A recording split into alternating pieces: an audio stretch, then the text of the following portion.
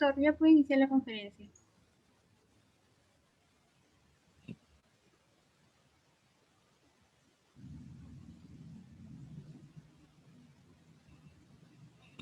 Bien, muy buenas tardes con todos los participantes que el día de hoy nos acompañan, tanto de Lima, Perú, como del extranjero, que probablemente estén conectados el día de hoy.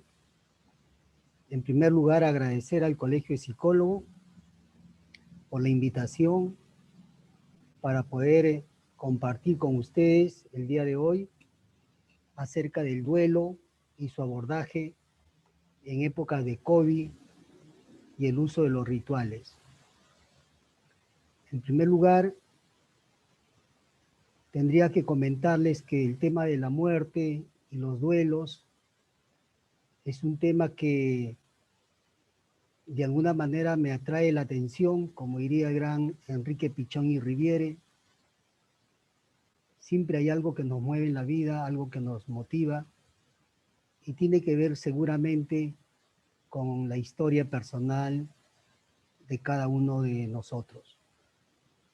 Este tema me mueve en particular porque en la vida he tenido una serie de pérdidas, como muchos tal vez de ustedes, y también porque en el trabajo psicológico terapéutico puedo dar aportes para ayudar a mis pacientes, consultantes, como también en las formaciones que brindo a los alumnos que se quieren capacitar en la psicoterapia que yo desarrollo.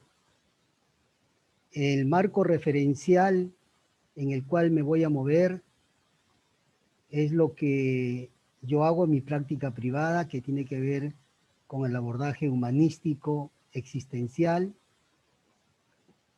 y básicamente con lo que es la terapia gestal,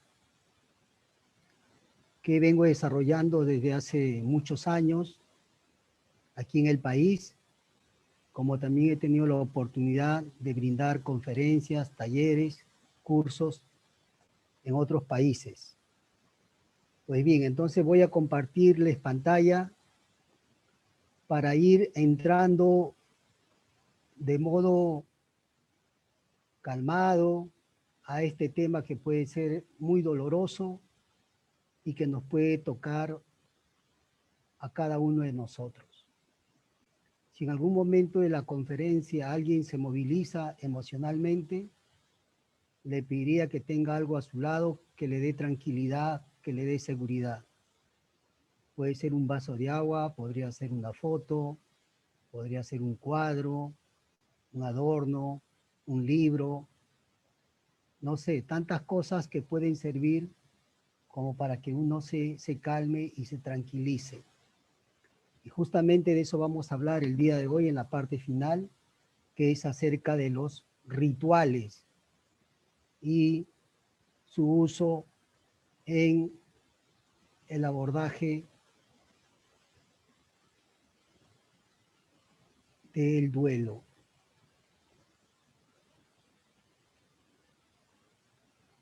En primer lugar, quisiera decir de que el duelo es una condición humana,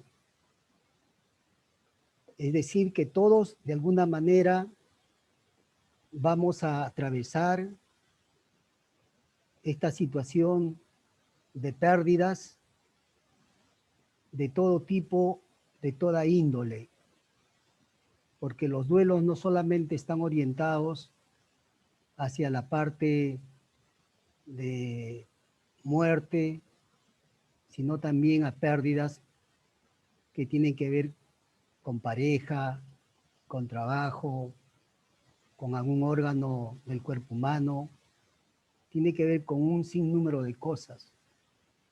Sin embargo, yo me voy a orientar en esta oportunidad a hablar del duelo, básicamente de muerte, de fallecimiento. Les decía que es una condición humana el duelo, y que en esa condición humana que todos de alguna manera nos va a tocar vivir esta situación, va a tener que ver con la manera como vamos a responder a esta situación inesperada, impactante, que nos trae el día de hoy la pandemia, el COVID, tanto sufrimiento, tanta pérdida, tanto dolor para muchas familias en el mundo entero. Desde esa mirada, lo que quisiera decirles es que el duelo no siempre hay que ponerlo en un nivel de profesionalización en el sentido del abordaje o de la instrumentalización para el trabajo. Porque a veces vemos personas que no entienden que el duelo es un proceso y van a recibir apoyo o terapia cuando todavía el duelo está en todo su proceso, en todo su desarrollo. Eso es lo primero que quisiera decirles, que no entrar netamente al campo terapéutico, porque como el duelo tiene su etapa de procesos, puede haber un momento de autocuración, de sanación natural que el organismo, con la sabiduría que ha desarrollado a lo largo de miles de años, ha logrado establecer un estado óptimo de salud, de equilibrio, en el cual pueden llegar las personas sin necesidad de ir a la psicoterapia. La psicoterapia ya es cuando las personas han sido desbordados por la situación, ya sea un conflicto emocional, ya sea un duelo, una depresión o cualquier otra sintomatología. Entonces, lo primero que podemos decir cuando hablamos del duelo, vamos a hablar acerca de la clínica que el día de hoy vemos en pandemia. ¿Qué es lo que está apareciendo? Problemas de ansiedad en niños, adolescentes, adultos, por miedo a la muerte, miedo al contagio, problema de depresión, producto de una serie de circunstancias, como pueden ser pérdidas económicas, pérdidas materiales, trabajo, o otra serie de condiciones sociales. Los niños, por ejemplo, que están encerrados, todavía hay reserva en muchas personas para salir, puede generar el estrés dentro de la casa, dentro del hogar, familias que hoy día están en separación, en divorcio, según los reportes del Ministerio de la Mujer y Poblaciones Vulnerables. También tenemos problemas de somatización y finalmente los duelos complicados o duelos patológicos o psiquiátricos, como lo quisiéramos llamar. Estas son algunas de las sintomatologías o de los problemas que van a aparecer en época de COVID. La lista sería innumerable y podríamos poner una palabra más que podría ser que engloba a muchos otros problemas, serían las dificultades o los conflictos psicosociales, que tiene que ver con la violencia, con el pandillaje, el robo y todos los demás problemas sociales que acarrea esta situación que estamos viviendo hoy día en la pandemia. Pero me voy a centrar básicamente en lo que es duelos complicados. Se decía que el duelo es condición humana, que en realidad nosotros estamos en duelo desde que nacemos, porque cuando nacemos tenemos que morir como fetos para tener otra condición. Y a lo largo de nuestra vida va a existir esta condición de dolor, dejar de ser niño para ser adolescente, dejar ser adolescente para ser joven, adulto, la vejez, hasta que finalmente nos llega la muerte. Entonces, esa es la condición humana que todos vamos a atravesar situaciones de dolor. Entonces, el duelo es una lucha Es un combate interno, de pugnas internas que se va generando producto de conflictos que tiene la persona para mostrar el dolor, el sufrimiento producto de la pérdida, pero al mismo tiempo también hay una parte que niega esa situación. Esa lucha interna es lo que va a generar tensión en la persona, dolor, sufrimiento ante las pérdidas de personas importantes, significativas en su vida. Sobre todo porque estas pérdidas son inesperadas, son violentas, que a cualquiera de nosotros nos puede alcanzar. La muerte está ahí que ronda, presente. Y entonces ese es el dolor que muchas familias van a atravesar y están atravesando.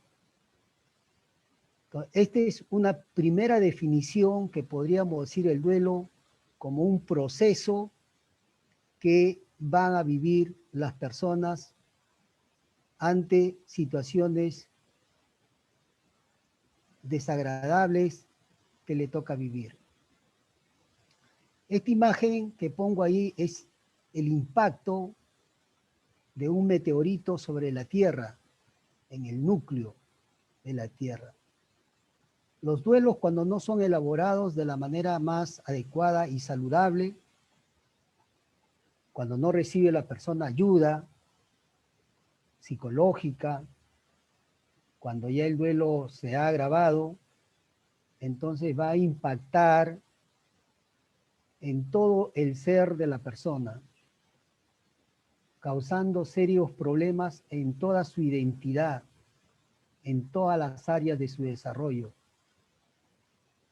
No solamente en el polo emocional, sino también racional, en los vínculos, en las relaciones, como seres de co-construcción que somos, nos va a afectar sí o sí el duelo que está atravesando la persona, la comunidad. Eso es algo importante que hay que mencionar, porque alguien diría, pero hay duelos que son directos y hay duelos indirectos.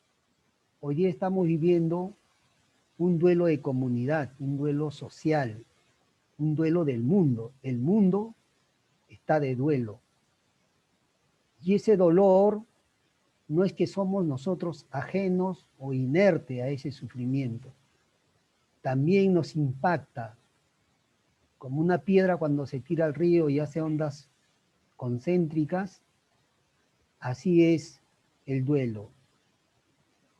Que la familia lo sufre, la comunidad lo sufre, el país y el mundo entero. Entonces afecta el polo social, el polo espiritual. Muchas personas que ahora han perdido seres queridos se aferran más al mundo espiritual o al mundo trascendente, porque la espiritualidad no tiene que ver tan solo con el tema religioso, sino con los temas trascendentes de autorrealización de la persona. Pero también se ve afectado el polo físico, corporal, donde están nuestras emociones y nuestros afectos.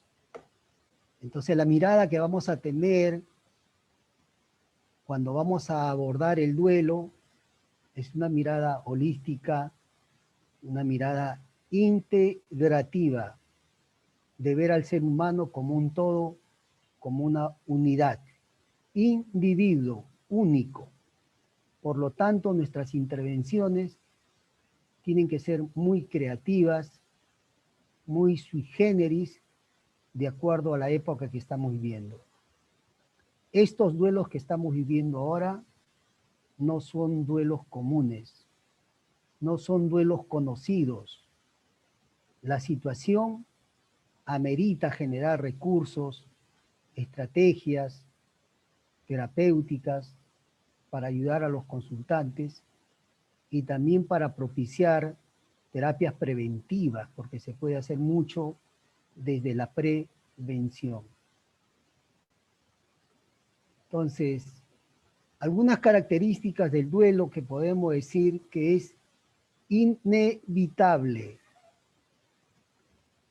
No podemos evitar pasar esta situación dolorosa, porque a lo largo de nuestra vida vamos a vivir esta situación. En el momento que menos lo esperemos, a alguien nos tocará vivir esta situación que es inevitable, es condición humana. Por lo tanto, va a llevar sufrimiento, va a llevar dolor. En ese sentido, el duelo es un proceso que tiene que atravesar la persona. A veces las personas vienen a consulta porque alguien le recomendó y dijo, he perdido a mi ser querido hace una semana y no quiero sentir esto. Entonces, no entendemos ahí que el duelo tiene todo un proceso en el cual nosotros tenemos que respetar y tenemos que acompañar para no interrumpir ese proceso que es sanador para la persona. A veces nosotros no entendemos eso y queremos evitar ese sufrimiento. No estoy hablando de un sufrimiento patológico o de un sufrimiento enfermizo, sino como el sufrimiento que despierta resiliencia, como ese sufrimiento que es parte de la vida misma. No podemos dejar de sentir eso. Por lo tanto, creo yo de que el duelo es portador de crecimiento. Los duelos nos enseñan a crecer, a cambiar nuestra perspectiva de vida. Hoy día escucho a muchos pacientes o muchos amigos que van cambiando su estilo de vida. Se han vuelto más vegetarianos, por ejemplo, ahora hacen deporte, ahora se vinculan de manera distinta con la familia, se han vuelto más afectuosos, porque han cobrado un sentido de lo que es la vida. O sea, cuando el duelo nos golpea, el dolor nos hace reaccionar, nos sacude para decir cómo estamos viviendo nuestra vida, cómo estamos viviendo nuestra existencia. En ese sentido, el duelo ayuda al crecimiento a los seres humanos. A veces pienso y digo como Boris Cyrulnik, que habla sobre traumas y todo el tema de violencia y maltrato, tiene un libro que se llama La maravilla del dolor. Y creo que sí, que en el dolor uno puede aprender a conocerse más, uno puede aprender a valorar más la vida, a valorar más la existencia, a los seres queridos, a los amigos, a cómo estás viviendo tu vida. Te hace reflexionar después de una pérdida y puede el ser humano hacer un giro tremendo en su vida, que fue lo que le pasó a Víctor Frank en los campos de concentración. Entonces, el duelo es el proceso por el que una persona pasa cuando ha tenido una pérdida importante y su posterior elaboración que se tiene que ir dando. Hablamos de un duelo patológico o enfermizo o duelo complicado, como la literatura lo llama, cuando hay una fijación prolongada a dicha pérdida. Bueno, los manuales hablan de determinado tiempo, determinada referencia. Hablan de 6 meses a 1 año. Sin embargo, yo creo que hay duelos de duelos. No es lo mismo perder a un amigo, a un hermano, a un papá, a una mamá, a un hijo. Son categorías que se ponen de alguna manera para discriminar, para tener un consenso. Pero más allá de eso tenemos que tener una mirada al individuo, a la persona a la cual estamos. El duelo va a tener varias fases. Hay varias clasificaciones que nos habla la literatura de diferentes tipos de fases del duelo, ¿no? Sin embargo, yo he querido traer una categoría, no la de Kübler-Ross, que es la más utilizada, sino la de Paul Scott. He querido traer esta clasificación que lo veo mucho más relacionado a la terapia gestáltica. Entonces, en la primera fase del duelo vamos a ver la desorganización aguda del yo. ¿Qué es lo que ocurre ahí? Ocurre que frente al impacto emocional que está viviendo la persona, va a haber todo un fenómeno que va a ocurrir en la persona, generando una serie de mecanismos de defensa o de protección frente a ese impacto, esto que ponía aquí, frente a ese impacto, a ese dolor tremendo que puede desorganizar el mundo psíquico de una persona. El organismo tiene la sabiduría de poder filtrar ese dolor y aparece entonces estas primeras características como es la incredulidad, la negación. No puede ser, no es verdad, a mí no me está pasando eso, es un sueño, es una fantasía, ¿cierto? O puede aparecer la parálisis, me quedo como en shock y no reacciono porque hay un impasse en el cual se queda la persona por el impacto del duelo. La persona se queda como conmovida en una lucha interna, en una parálisis emocional, donde no hay respuesta, está como ida la persona. O puede producirse el otro fenómeno que es la desensibilización, en el cual aparece el mecanismo donde la persona no registra las sensaciones o no registra las emociones que van a aparecer en el duelo.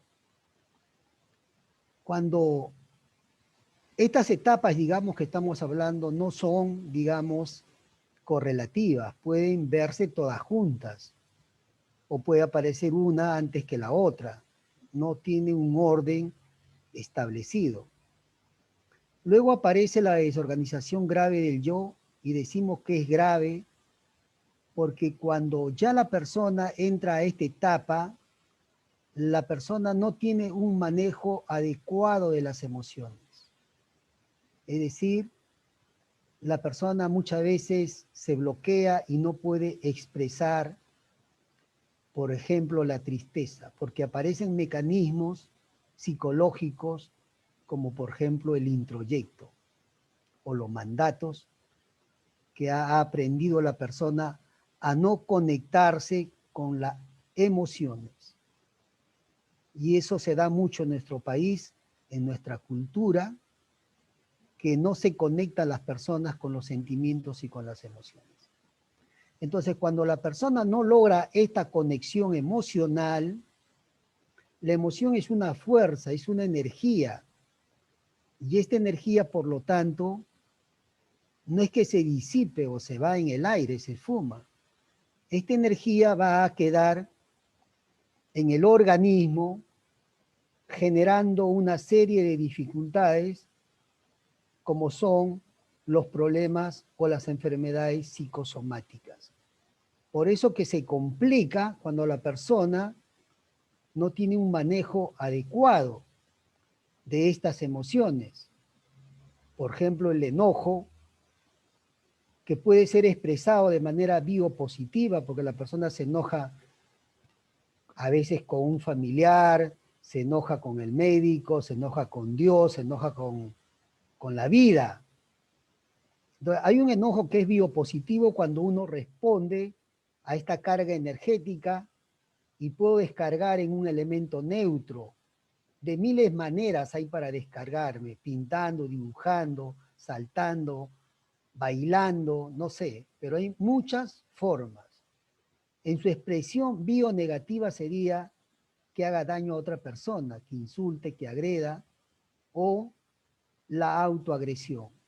Del mismo modo pasa con la tristeza, que es una emoción que está al servicio de nosotros, que nos permite descargarnos a través del llanto, o puede aparecer la culpa, esta dinámica interna de culpador y culpable. Ahora tu culpa por haber hecho esto, tu castigo va a ser tal cosa. Entonces se produce mucho sufrimiento. O aparece la idealización del muerto, de la persona que falleció, ¿no? Empezamos a hablar cosas que de repente la persona no era, porque de alguna manera esa idealización de esa persona nos da paz, nos da tranquilidad. O muchas veces lo que estamos viviendo, para no conectarnos con esta emoción, lo proyectamos. Por ejemplo, una mamá que perdió a su hijo, proyecta ese dolor que ella debería experimentar cuidando a sus otros hijos. No reconoce su dolor, pero lo ve en el otro. Es una forma de negación. O la fijación, en el cual la persona no deja de pensar. Entonces, ideas, pensamientos, recuerdos, imágenes, ¿no es cierto?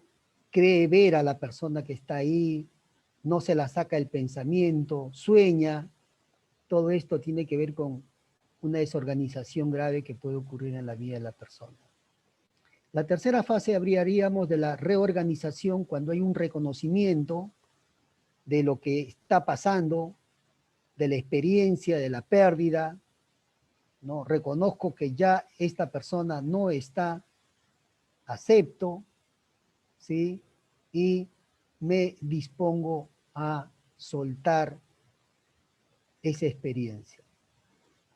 Es decir, la aceptación es ubicarme en la realidad, porque todavía anterior están los mecanismos defensivos. En la reorganización es como todo el sistema empieza a nuevamente tomar forma, a aceptar, reconocer, y por lo tanto la persona tiene la capacidad de despedir a ese ser querido.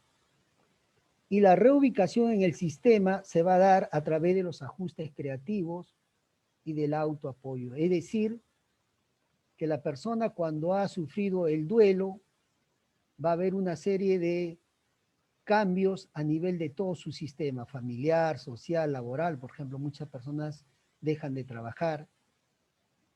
Cuando se da esta última fase, la persona vuelve a conectarse con la vida, vuelve a conectarse con sus proyectos y le encuentra nuevamente sentido a la vida. Ahí nosotros podemos ver que hay factores que van a determinar que un duelo sea sano o sea patológico. Estos factores determinantes del duelo tienen que ver con situaciones de experiencias de la persona. Es decir, si ya tuvo la persona anteriormente pérdidas, si la persona que falleció, qué grado de relación tenía, de qué falleció esta persona. No es lo mismo alguien que muera de una enfermedad prolongada de 2, 3 años o alguien que en una semana se murió por el COVID. Te arrebató a tu ser querido el COVID en menos de una semana. El impacto es distinto. Entonces, estos factores determinantes del duelo, de la forma como se va el ser querido, va a determinar estos filtros que antes mencioné, que tiene que ver con la incredulidad, la parálisis y todo lo que hablé en antes. También tiene que ver con el nivel de percepción que tiene. ¿Qué significa para mí la muerte? ¿Qué es la muerte para mí? ¿Es el final de todo? ¿Cuál es mi percepción? ¿Qué sentido tiene para mí la muerte? ¿O hay una vida mejor? ¿O es otro plano, otra realidad? Todo esto tiene que ver cómo la persona va a afrontar esta situación. O la situación actual de la persona también que está viviendo esa situación de duelo. Cómo está en su nivel emocional, en su estado de salud, cómo está la persona en el tema económico. Todos estos factores también van a influenciar en cómo se va a dar el comportamiento en el duelo. Entonces, todo esto puede llevar estas vivencias previas y de aprendizaje que ha tenido la persona, va a generar respuestas psicofisiológicas que van a llevar a la salud, al equilibrio, cuando hay un buen nivel de afrontamiento, o puede llevar a conflictos neuróticos, a psicopatología o enfermedades psicosomáticas, porque el duelo también se manifiesta a través de la sintomatología. A veces uno tiene un dolor en la espalda y puedes estar cargando al muerto, o puede ser el dolor que sientes en el pecho. También a través de los síntomas, como diría Fritz, no es que negamos el inconsciente se manifiesta para nosotros los gestálticos a través de las emociones o a través del cuerpo. Entonces tiene que ver con esta capacidad de potenciar los recursos de la persona. Hay personas que tienen esta capacidad de resiliencia, esta capacidad de afrontar las dificultades, de salir, no solo salir victorioso, sino salir mejor y más potenciado de una situación de esta naturaleza. Entonces, finalmente, podemos ver que de acuerdo a esas respuestas se va a dar un duelo sano, en el sentido de que la persona va a volver a recuperar el equilibrio con todas las fases que antes mencioné, o se puede volver un duelo complicado o un duelo patológico, que se va a hacer crónico en el tiempo. Entonces, algunas características de este duelo complicado voy a mencionar. Es algo que la persona no logra superar en el tiempo. Puede la persona estar con este duelo años de años. Porque hay una serie de fenómenos psicológicos que no permiten que la persona afronte esta situación. No quiere soltar a ese ser querido. Porque hay un amor desbordado, hay un amor ciego a ese ser que no lo suelta y no lo deja partir. Entonces se cronifica el dolor, está exagerado y descontrolado en el tiempo. Es desplazado porque una situación pequeña que pueda vivir la persona, o sea, nosotros tenemos duelos en toda nuestra vida, ya lo decían antes, pero yo puedo haber vivido un duelo hace, ponte, 4 meses, 5 meses, un duelo pequeño, pero ahora tengo una pérdida. Esta pérdida actual está siendo influenciado por todas las pérdidas que he venido teniendo. Por eso le llamamos un duelo desplazado. Entonces, puede haber un congelamiento emocional, la persona no siente, está desensibilizado. Dice, no siento, qué raro, ¿por qué no me salen las lágrimas? ¿Por qué no lloro? Me siento como embotado emocionalmente. Es porque está generándose un duelo complicado ahí para la persona. No hay una liberación de estas emociones, porque hay asuntos pendientes, asuntos no resueltos, no tratados con el ser querido que se fue. No me pude despedir de la manera que me hubiera gustado, hablándole, abrazándolo. No le dije nada. De frente del hospital se lo llevaron al cementerio. Esos son los duelos complicados que el día de hoy vamos a ver en la clínica, en la consulta, y lo que se viene post pandemia. Porque esto no va a quedar acá. Algunos lo están tomando esto de manera muy relativa, no con la responsabilidad que amerita tratar este tema. Porque esto va a tener repercusión no solamente en las personas, sino en la familia, en la sociedad a nivel país. El duelo complicado porque hay ganancias secundarias, me quedo con el resentimiento, con el dolor, me victimizo o evito la culpa. Entonces no me conecto con este sentimiento para evitar esta emoción de culpabilidad. Nosotros en la terapia gestal manejamos un ciclo que se llama el ciclo de autorregulación organísmica o ciclo de la experiencia. Todo proceso o toda experiencia humana pasa por este ciclo. Desde llevarme un vaso a la boca, o desde llevarme una manzana, o desde el hecho de dormir, o de mis necesidades biológicas, todo pasa por este ciclo, que tiene que ver con la sensación que experimentamos a nivel corporal. Puedo experimentar en estos momentos frío, calor, el nivel de la conciencia, que me permite distinguir la realidad de la fantasía. Mi cuerpo se energetiza o moviliza para hacer una acción. Entro en contacto con la experiencia y hago el cierre. Pero este ciclo de la experiencia, para entenderlo, porque muchos no conocen obviamente terapia gestal, lo voy a poner así de sencillo. Tengo una sensación en la garganta. Me pica la garganta y digo, ¿por qué me picará? Eso es la toma de conciencia. Entonces tengo una necesidad que mi garganta está seca. Voy a hacer una movilización interna para generar una acción. Estiro la mano y cojo un vaso de agua que lo tenía al costado. Entro en contacto con el agua, puedo tomarme todo este vasito y satisfecha la necesidad, se cierra la experiencia. Ya no necesito el agua, pero si mi necesidad es amplia, de repente me tomo 2 o 3 vasos.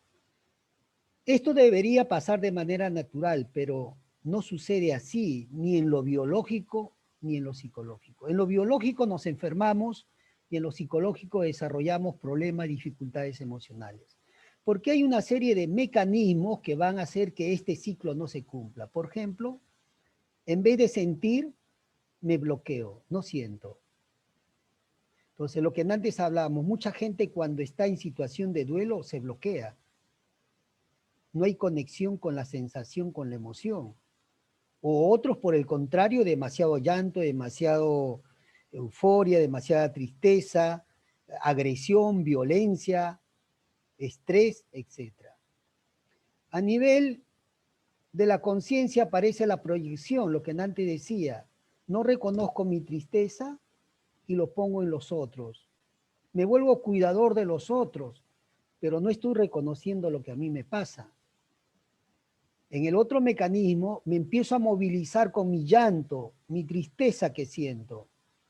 Pero este mecanismo de la introyección que aprendí en la infancia, cuando papá me decía, no llore, los hombres no lloran, o no tienen miedo.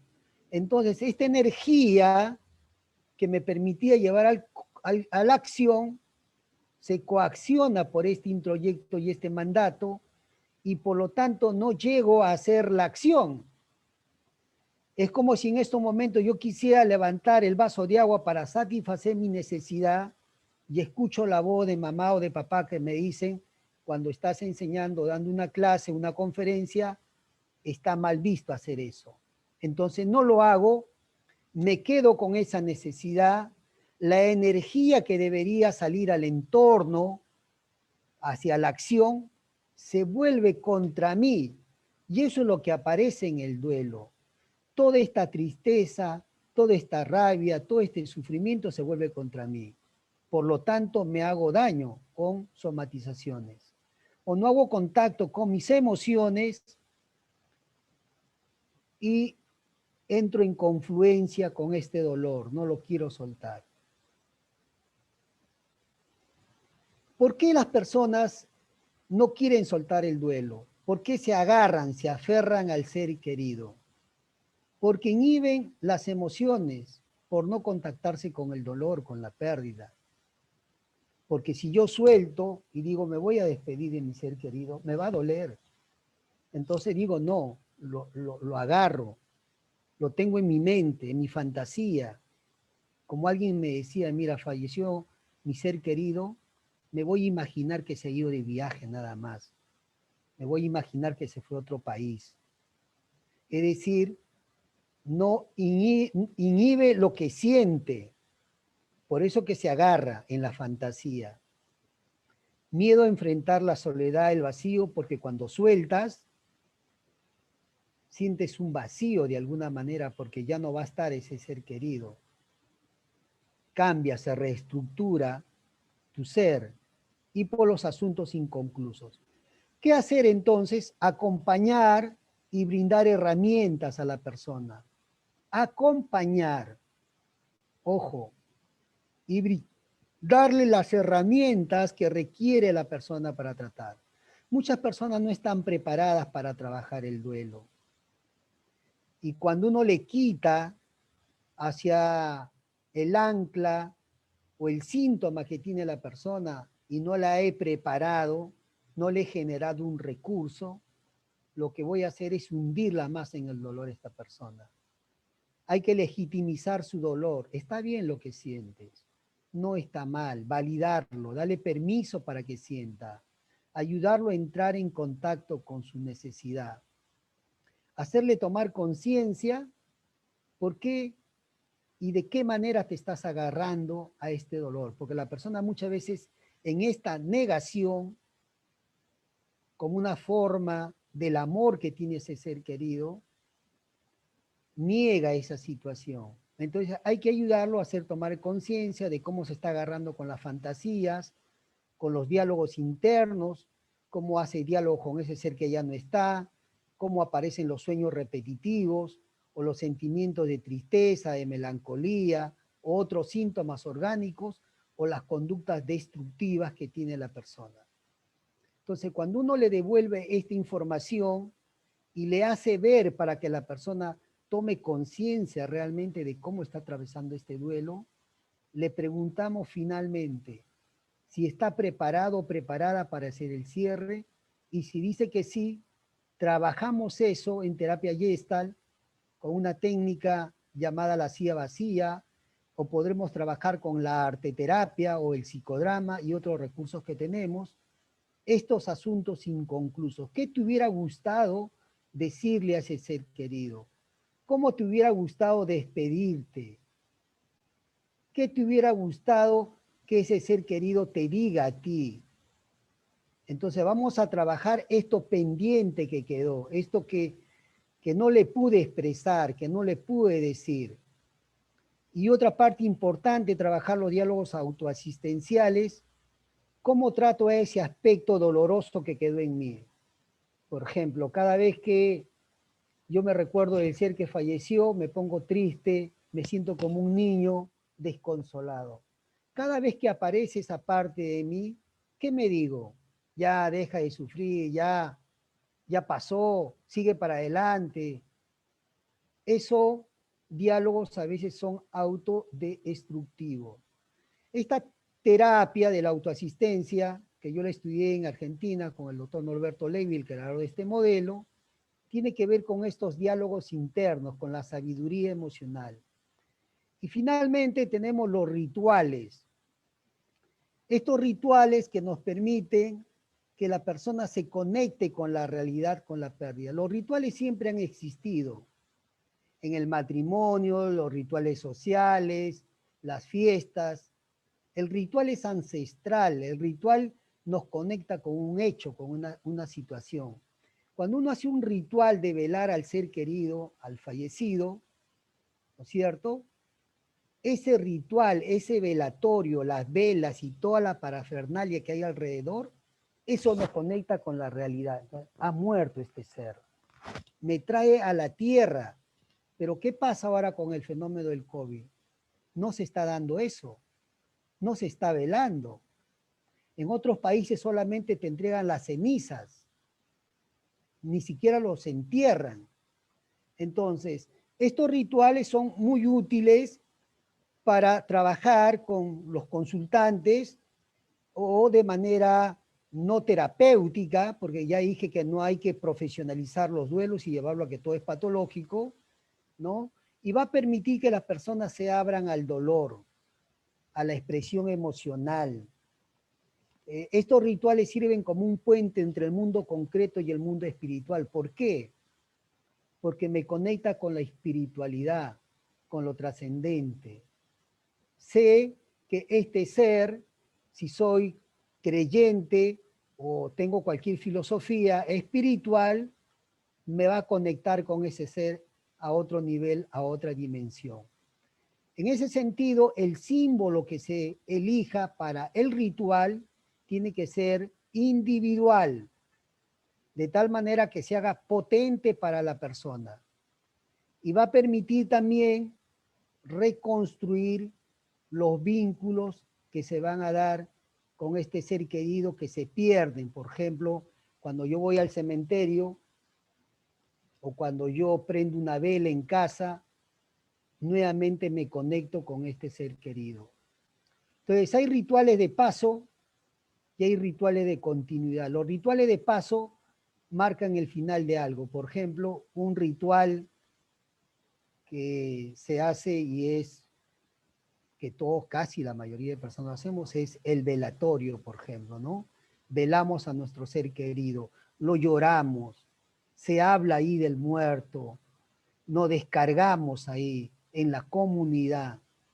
Los ritos de continuidad que son las conmemoraciones, por ejemplo, en la misa de primer año, ir al cementerio, llevar flores, todo esto tiene que ver con los ritos que nos van a ayudar a superar el duelo.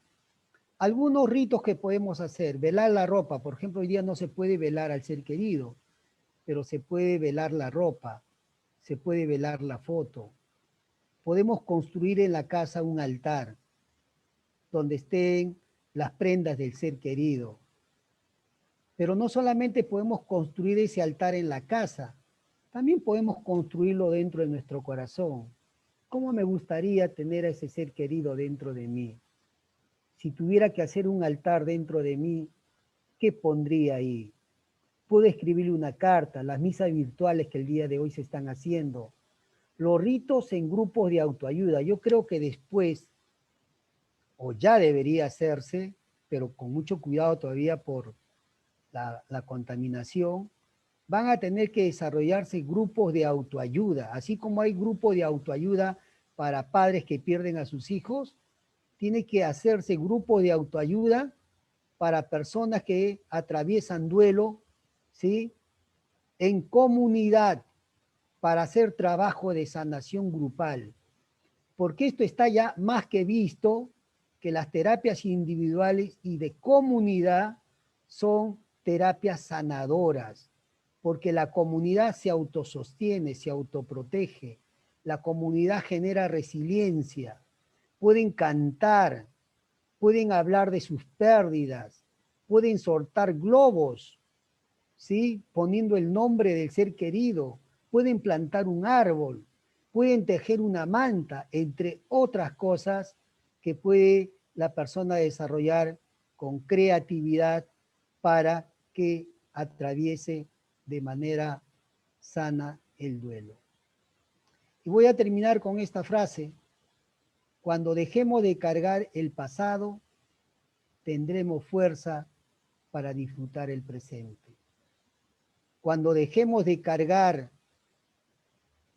a nuestros muertos, a nuestros seres queridos, por más amor que le tengamos, cuando los soltamos para que hagan su vuelo, para que hagan su viaje, podremos tener la fuerza para vivir en el presente, en el aquí y en el ahora. Bien, voy a dejarlo ahí y muchísimas gracias.